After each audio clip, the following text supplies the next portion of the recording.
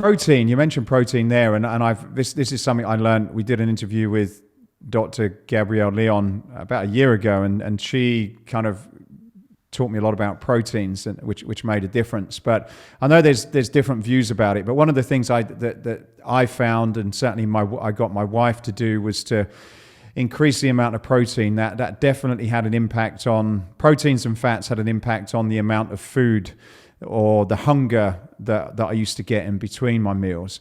Do you have any tips on protein in terms of men and women, and then also types of protein? Because I know there's a lot of popularity around non-animal proteins and animal proteins. What are your thoughts on protein in general, men and women, and then types of protein? Yeah, protein is a very polarizing topic.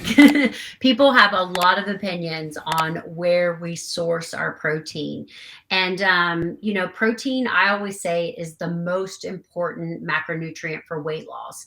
Protein is the only macronutrient that we don't have adequate stores of. It is the one macronutrient that must be consumed in adequate amounts on a daily basis.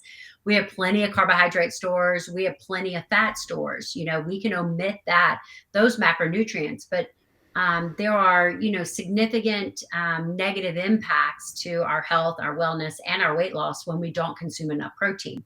Now, here's the deal: is that we protein is also another macronutrient that we fear. There's so much misinformation about high protein diets, and high protein is bad for you.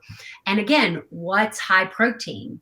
People will, leech on to these, again, clickbait terms, but they don't understand what's the definition of a high protein diet. What does that look like?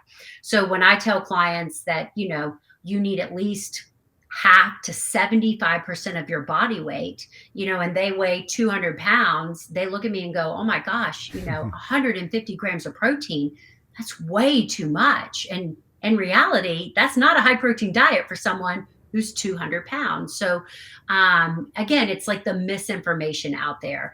Most people, again, I work with thousands of people, thousands of clients with regards to weight loss. I would say 90% of my clients come in under eating protein. And my protein goals that I set are extremely conservative. It's like the bare minimum, because I want to be able to yell at them, that they're not getting their protein goal. So I think protein is extremely vital. Again, like we mentioned, protein fills you up. It keeps you full, just like fat does, especially for, muscle development, for metabolism. Protein's important. So for all of those reasons, we need to be making sure that we're getting adequate protein every day. Now, with regards to where we source our protein, ultimately, I think that's up to the person. I don't care if you're vegan or if you're a carnivore. The problem is your protein needs are still the same.